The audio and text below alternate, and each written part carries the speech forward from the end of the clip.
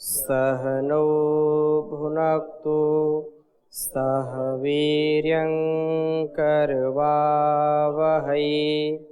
तेजस्विनावधीतमस्तु मा विद्विषावहै। ओम शांति शांति शांति। वैदिक जीवन पद्धति की 7वीं कक्षा में आप सबका हार्दिक स्वागत है, अभिनंदन है। धर्म के विषय में चर्चा चल रही है और धर्म के स्वरूप को समझने का हम प्रयास कर रहे हैं। वस्तुतः धर्म क्या है और बिना धर्म के ज्ञान के हमारा ये जो जीवन है ये चल नहीं सकता। इसलिए धर्म की आवश्यकता जरूर हमको रहती है, जिसके कारण हम हमारा वैभव, हमारा परिवार, हमारा संसार बहुत ही द्रुत गति से, आध्यात्म की गति से प्रगति और उत्कर्ष को प्राप्त होता है। इसलिए हम सबका ये परम कर्तव्य है कि धर्म को पहले जानें, समझें और इसके बाद जान करके इसको धारण करें, क्योंकि धारण करने से ही लाभ है, बिना धारण किए लाभ नहीं मिल सकता है। और जो व्यक्ति केवल बखान करता है, पर उपदेश कुशल बहुतेरे, जिनकी यह प्रवृत्ति होती है केवल बड़े बड़े उपदेश करना, जीवन में उसको उतारना नहीं। ज्ञान का तो यही तात्पर्य है कि जैसा जाना वैसा जीना, उससे विपरीत आचरण नहीं होना चाहिए। तो हम इसको जान करके अपने जीवन में उतारें और इस भवसागर से जीवन को तारें। यही उद्देश्य इस वैदिक जीवन पद्धति का जो क्रम चल रहा है, ऋषियों का जो संदेश है, जो उपदेश है, उसको हम सुन करके, समझ करके, अपने जीवन में उतार करके इससे लाभ पा सकते हैं। तो धर्म का जो स्वरूप, उसमें कई बिंदु हमने देखे, समझे, पढ़े और उस क्रम में बहुत ही सुप्रसिद्ध श्लोक महर्षि मनु का, जिन्होंने ये कहा कि ये धर्म के 10 लक्षण, इन लक्षणों से युक्त व्यक्ति ही धार्मिक हो सकता है। यदि ये लक्षण उसमें दिखाई नहीं पड़ रहे तो समझें कि वो धर्म के नाम पर केवल दूसरों को ठगने का काम करता है। उच्चारण करेंगे, धृति क्षमा दमोस्तेयम शौचमिंद्रिय निग्रह धीर विद्या सत्यम क्रोधो दशकम धर्म लक्षणम। ये 10 लक्षण धर्म के बताए हैं और जिसमें से धृति के विषय में चर्चा हुई। धृति और क्षमा ये बहुत ही महत्वपूर्ण है। बिना धैर्य के, बिना क्षमा के हम कैसी भी स्थिति में रहें, जीवन को ठीक ठीक जी नहीं सकते। धैर्य से ही ये राष्ट्र है, धैर्य से ये पृथ्वी है और धैर्य से ही हमारा अस्तित्व है। और क्षमा का भाव भी, क्षमा यदि है जीवन में तो वही व्यक्ति उत्कर्ष को प्राप्त होता है। क्षमा करने का स्वभाव जिनका है वही विद्वान, धार्मिक और श्रेष्ठ पुरुष कहलाते हैं। क्या प्रश्न है?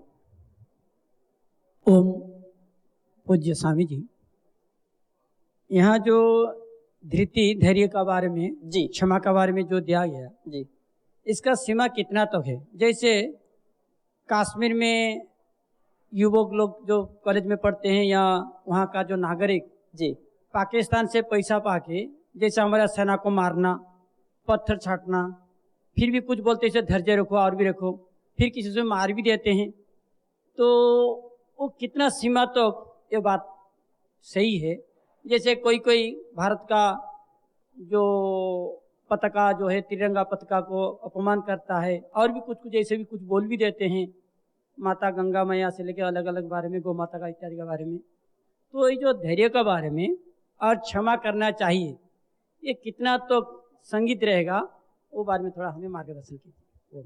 इसके विषय में थोड़ी चर्चा मैंने की थी कि जो धैर्य है वो धर्म का प्रथम लक्षण है, लेकिन धैर्य किन परिस्थितियों में करना, किन परिस्थितियों में नहीं करना, ये हमारे ऊपर निर्भर करता है। यदि व्यक्तिगत जीवन में धैर्य की बात की जाए तो उसकी सीमा हम नहीं कह सकते। जितना व्यक्ति धैर्य रखेगा उतना उसका उत्कर्ष होगा। लेकिन यदि हम सामाजिक स्थिति में, राष्ट्रीय स्थिति में, राष्ट्र की जो अस्मिता है, जो उसका गौरव है, जो समाज का गौरव है, समाज की जो अस्मिता है, यदि उसमें कोई ठेस पहुंचाना चाहे, यदि भ्रष्टाचार, व्यभिचार, बलात्कार, आतंकवाद ऐसी स्थितियों की यदि उत्पन्न करता है, तो जहां तक हम राष्ट्र का जो कानून है यदि वह बाधित नहीं होता है तो वहां हमको धैर्य नहीं रखना चाहिए, वहां हमको उसका प्रतिकार करना चाहिए। वहां पर हमको जो व्यवस्था है उस व्यवस्था का सम्मान करते हुए उसका प्रतिकार अवश्य करना चाहिए, क्योंकि बिना उसके हमारा राष्ट्र सुरक्षित नहीं रह सकता। वहां पर तो फिर साम दाम दंड भेद वो यथा योग्य स्थिति में यदि हम नागरिक हैं, हमारा कितना अधिकार है, कितना हम इसका प्रतिकार कर सकते हैं, कितना विरोध कर सकते हैं, वो हमारे ऊपर निर्भर करता है। जिससे समाज में या राष्ट्र के जो कानून है उसमें बाधा ना आए तो हम उसको कर सकते हैं। और जहां क्षमा की बात रही, क्षमा में भी व्यक्तिगत जीवन में हम कितने बार लोगों को क्षमा करते हैं, लेकिन आतंकवादी यदि राष्ट्र के अंदर आ जाए, आतंक मचा रहा है और हम उसको क्षमा कर दें तो यह क्षमा राष्ट्र के लिए घातक होगी। यदि बलात्कार हो रहे हैं और बलात्कार सिद्ध हो गया है और हम उसको क्षमा करते हैं तो इससे अपराध और बढ़ेगा। हम जो राष्ट्र की सुख शांति है, जो समाज का सुख और परस्पर का जो संबंध है, उसमें कहीं भी यदि हमको लगता है कि क्षमा करने पर यह घातक हो सकता है तो वहां पर क्षमा नहीं की जानी चाहिए। क्यों? यदि एक बार क्षमा किया तो बार बार वही स्थिति आएगी।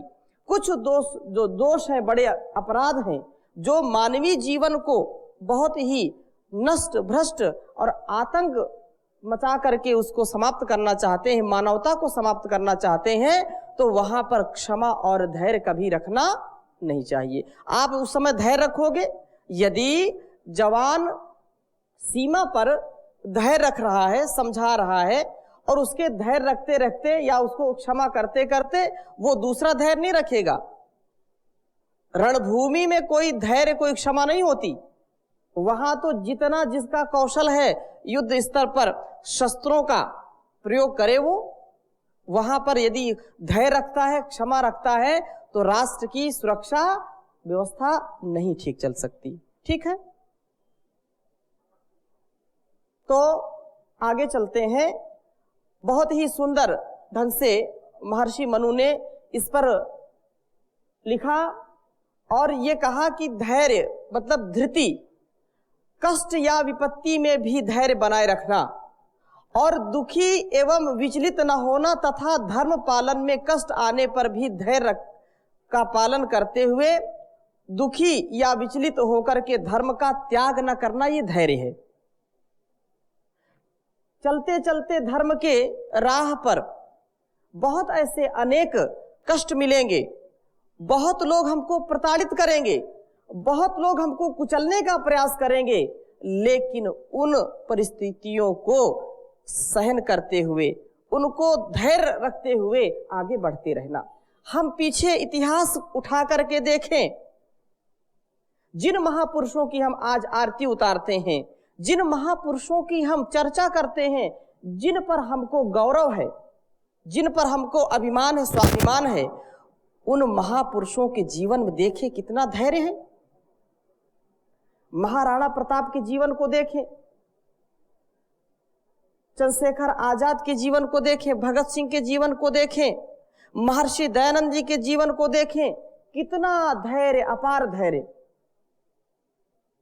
बंदा बैरागी के जीवन को देखें, कभी भी उन्होंने धर्म से समझौता नहीं किया, कभी भी उन्होंने राष्ट्र के लिए अपने को गिरवी नहीं रखा, अर्थात अपने राष्ट्र के लिए जो उनके अंदर भावनाएं थी, उन भावनाओं को कभी उन्होंने गिरवी नहीं रखा। फांसी पर चढ़ना स्वीकार किया, बोटी बोटी कटना स्वीकार किया, घर को लुटते पिटते कटते मरते देखना स्वीकार किया, लेकिन अपने धर्म से कभी भी मुख नहीं मोड़ा। उनके जीवन को देखें, ये धैर्य है। अगर वो धैर्य छोड़ देते तो आज हम उनका नाम शायद न ले पाते, उन पर हम गौरव नहीं कर पाते। एक एक उनके बच्चों को ऐसे तड़पा तड़पा करके, बोटी काट काट करके उनके मुंह में डाला गया, लेकिन उन्होंने धैर्य रखा, उस परमात्मा की व्यवस्था का सम्मान किया।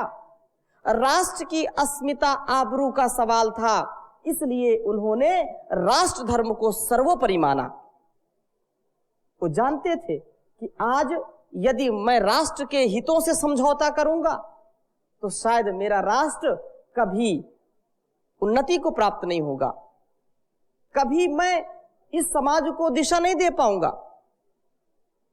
इसलिए हम उनके जीवनों से सीखें। जी आचार्य जी, धृति यानी बुद्धि भी होता है? धृति का तात्पर्य होता है जो धारण करने की शक्ति जिसमें हो, ठीक है ना।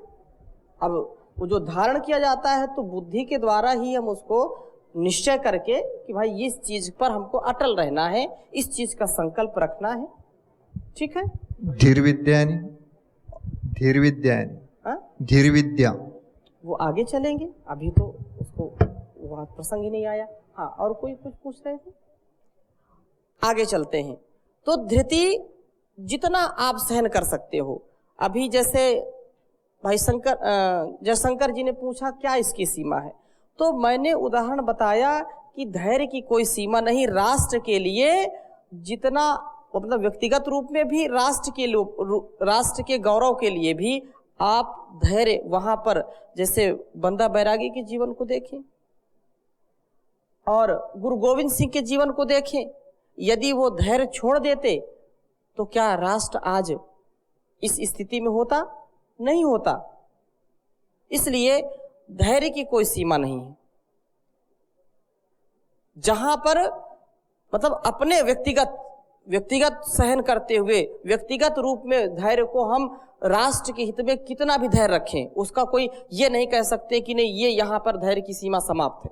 लेकिन यदि युद्ध स्तर की बात हो, राष्ट्र यदि जो है बर्बाद होने के लिए लोग उसको प्रताड़ित कर रहे हैं, तो वहां पर हमको धैर्य नहीं रखना चाहिए। हमको डट करके वीरता के साथ, जो है शूरवीरता के साथ, पराक्रम के साथ, साहस के साथ उसका प्रतिकार करना चाहिए, उसका विरोध करना चाहिए, धर्म पूर्वक, न्याय पूर्वक और संविधान को, न्याय व्यवस्था को ध्यान में रखते हुए। आगे कह रहे हैं, क्षमा धर्म पालन के लिए निंदा, स्तुति, मान, अपमान को सहन करना।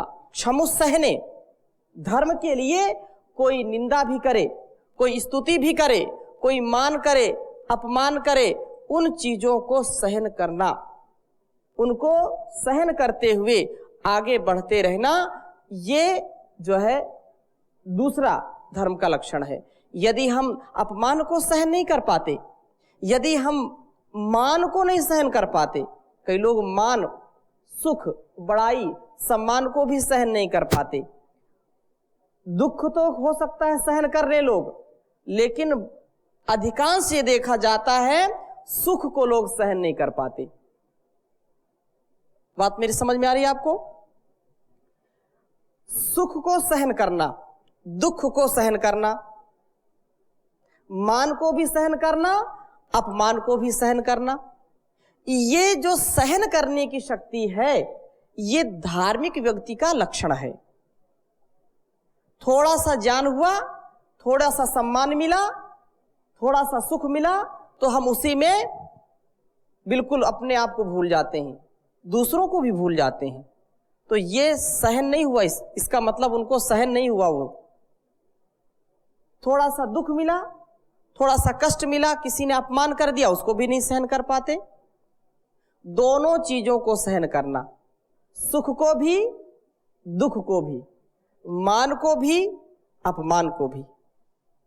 जी, जैसे हमें समझ में आ रहा है कि धैर्य का अर्थ है सहन करना नहीं है, धैर्य का अर्थ है कि अपने कर्तव्य से विचलित नहीं होना। विचलित नहीं होना, उसको जैसे सैनिक का कर्तव्य है युद्ध लड़ना, जी, तो वो युद्ध से विचलित नहीं हो, भयभीत नहीं हो, यही धैर्य है। बिल्कुल सत्य है।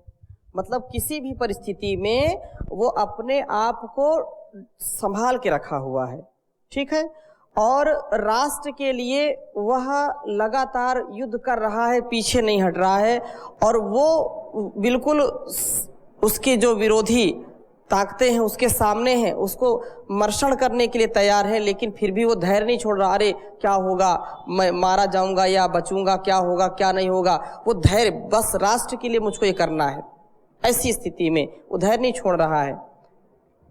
वो जो स्वामी जी मैं बोलना चाहता था, जैसे अपमान के बारे में आपने बात रखा, राष्ट्रहित के लिए तो अपमान सहें, धैर्य सहें, राष्ट्रहित के लिए, समाज के लिए ठीक है, लेकिन जो राष्ट्रीयता को जो अपमानित करता है, राष्ट्रीय जो तिरंगा पताका हो या राष्ट्र का बारे में कुछ गलत करता है, जो राष्ट्र का अस्मिता सुरक्षा के लिए प्रश्नवाचक रहता है, तो वहाँ तो अपमान सहन नहीं करना। ठीक है, कुछ चीज़ें हमारे वश की होती हैं, कुछ चीज़ें हम उनको चाहते हुए भी नहीं कर पाते हैं। आज जैसा आप संकेत कर रहे हो, आज का ये समय है कि कुछ लोग उन चीज़ों को ज़्यादा प्रचारित प्रसारित करते हैं जो समाज में जो है विघटन पैदा करें, समाज को भड़काएं, उकसाएं। तो वो एक जो है षड्यंत्र के तहत ऐसा काम किया जाता है। उसमें हम अपने आप को जो है अनियंत्रित कर लें या सहन करना छोड़ दें, उससे अपनी ही हानि है। वहाँ पर आप तटस्थ भाव से देखो, और न्याय जहाँ है, जहाँ आपको लगता है कि यहाँ पर मेरे जो है हस्तक्षेप करने से बंद हो जाएगा, वहाँ पर आप कर सकते हो, लेकिन ऐसी बात सोच करके दुखी रहना ये कल्याणकारी नहीं है। हाँ, ऐसी जो है अपने वाणी से, अपने व्यवहार से राष्ट्रीयता को फैलाना, अपने वाणी और व्यवहार से दूसरों में राष्ट्र भावना जगाना, ये आप कर सकते हो, लेकिन जिसके दिमाग में ताला लगा हुआ है उसको आप जबरदस्ती खोल नहीं सकते, जो ऐसे हैं। ठीक है, आगे कह रहे हैं दमः, दम के ऊपर चर्चा हो रही है। दम क्या है? ईर्ष्या, लोभ, मोह, वैर आदि अधर्म रूप संकल्पों या विचारों से मन को वश में करके धर्म का आचरण करना। फिर से ध्यान दीजिए, दम का तात्पर्य क्या है? इंद्रियों का दमन करना। कहीं कहीं ऐसा भी लिखा होगा, इंद्रियों का दमन करना।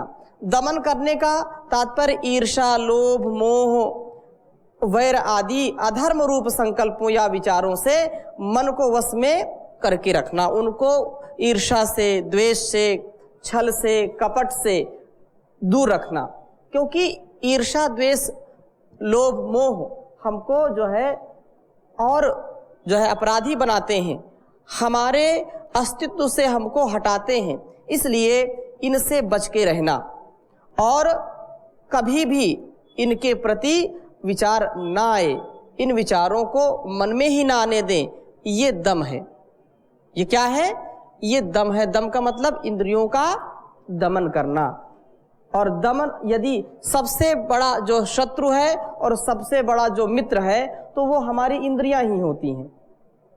शंकराचार्य ने कहा प्रश्नोत्तर शैली में, के शत्रुवः सन्ति निज इंद्रियाणि। जीवन में यदि मनुष्य की सबसे बड़ी कोई शत्रु है तो वो क्या है? निज इंद्रियाणि। और मित्र सबसे बड़ा कौन है? तो कहा तानेव मित्राणि जितानि यानि। वही सबसे बड़ी मित्र हो जाती हैं जिसके द्वारा ये इंद्रियां जीत ली जाती हैं, अर्थात वश में कर ली जाती हैं, वही उसकी सबसे बड़ी मित्र हो जाती हैं। और जिसने इंद्रियों को वश में नहीं किया तो वह समझो कि रसातल को चला गया। इसलिए ईर्ष्या, लोभ, द्वेष, अधिकतर व्यक्ति आजकल इसी में जो है परेशान रहता है। दूसरों के वैभव को देख करके, दूसरों के सुख को देख करके, दूसरों की उन्नति को देख करके वो दुखी होता है, ईर्ष्या करता है, लोभ करता है, कपट करता है, छल करता है। यदि ये चीज हट जाए तो हम कोई मोह, कोई शोक नहीं करेंगे। और ईशोपनिषद में आपने पढ़ा भी है, यस्मिन् सर्वाणि भूतानि आत्मैव भूत विजानता तत्र को मोहः कः शोका एकत्वम अनुपश्यता। वो एकत्व अनुपश्यता, वहां फिर कोई शोक नहीं, कोई मोह नहीं, कोई दुख नहीं, कोई ईर्ष्या नहीं, कोई लोभ नहीं। क्योंकि जहां लोभ है मोह जरूर है, और मोह है तो शोक है। मोह ही जो है अनेक प्रकार के दोषों को उत्पन्न करता है। आज आप देखेंगे इसी में बहुत सारे तनाव लोग जो है लिए बैठे रहते हैं। शोक आएगा, मोह आएगा तो धर्म अपने आप नष्ट हो जाएगा, निसंदेह। ये एक बीमारी लगने से अनेक बीमारी अपने आप आ जाती हैं। शरीर में एक बीमारी कोई घर कर जाए तो उसके साथ साथ अनेक बीमारियां अपने आप आ जाती हैं। तो ऐसे ही यदि दमन नहीं किया, जो जैसी इच्छा हो रही है या इंद्रियां जिधर भाग रही हैं, जो हम रस वासना भोग की ओर भाग रहे हैं, वो यदि चाहेंगे तो हम जरूर पतित होंगे। लोभ बढ़ेगा, लोभ बढ़ेगा, मोह, शोक आएगा, और शोक आएगा तो शोक से कोई बच नहीं सकता। एक नीति में आया कि यदि शोक आया, देख लो शोक से क्या क्या हानियां हो सकती हैं। तो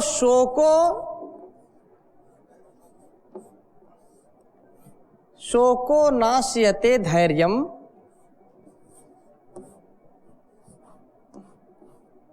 शोको नाश्यते धैर्यम। धैर्य जो धर्म का प्रथम लक्षण है ना, जब शोक आता है तो धैर्य छूट जाता है, मतलब धैर्य व्यक्ति नहीं रख पाता। शोको नाश्यते धैर्यम, शोको नाश्यते श्रुतम।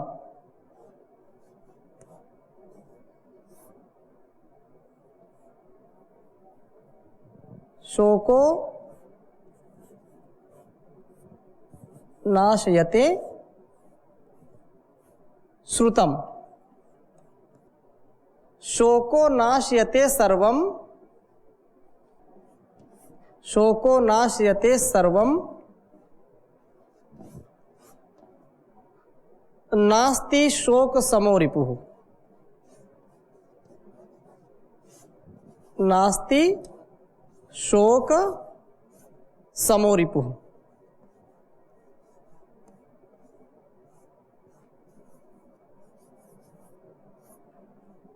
बहुत सरल है, आपको याद कर लेना चाहिए। उच्चारण करेंगे मेरे साथ। शोको नाशयते धैर्यम,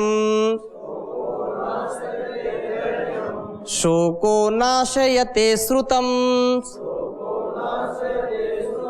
शोको नाशयते सर्वम, नास्ति शोक समो रिपुः, शोको नाशयते धैर्यम, शोको नाशयते श्रुतम, शोको नाशयते सर्वम, नास्ति शोक समो रिपुः। ये केवल एक दोष आ जाने से, यदि दम नहीं है, मतलब इंद्रिय शमन का, इंद्रिय दमन का हमने प्रयास नहीं किया, तो शोक से बच नहीं सकते। धृतीय क्षमा दमो, दम की बात हम कर रहे हैं। दम नहीं है तो शोक उसको बेदम कर देगा। दम दूसरे भाषा में बोलते हैं, दम का मतलब उसका सामर्थ्य, उसकी मजबूती, उसकी ऊर्जा। यदि शोक आएगा तो व्यक्ति को क्या करेगा? परास्त कर देगा, उसको पराजित कर देगा। क्योंकि शोको नाश्यते धैर्यम, जो धर्म का प्रथम लक्षण है, उस धर्म के प्रथम लक्षण में ही व्यक्ति को फेल कर देता है। शोक जैसे ही आता, धैर्य छूट गया, और धैर्य छूटते ही जो अनेक प्रकार के दोष हमारे अंदर हैं, क्रोध, लोभ, मोह, ये अपने आप उत्पन्न हो जाएंगे। हमारा जीवन सुखमय नहीं होगा, शांतिमय नहीं होगा। इसलिए शोक से बचें। तत्र को मोह का शोका। इसलिए अपनत्व की भावना से, समरसता में, परस्परता में हम जब जिएंगे तो ये शोक नहीं आएगा।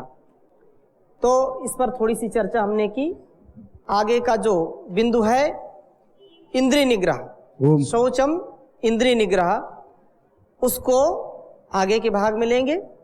आप यहीं तक इसकी चर्चा हमने की, शेष अगले भाग में। शांति शांति शांति।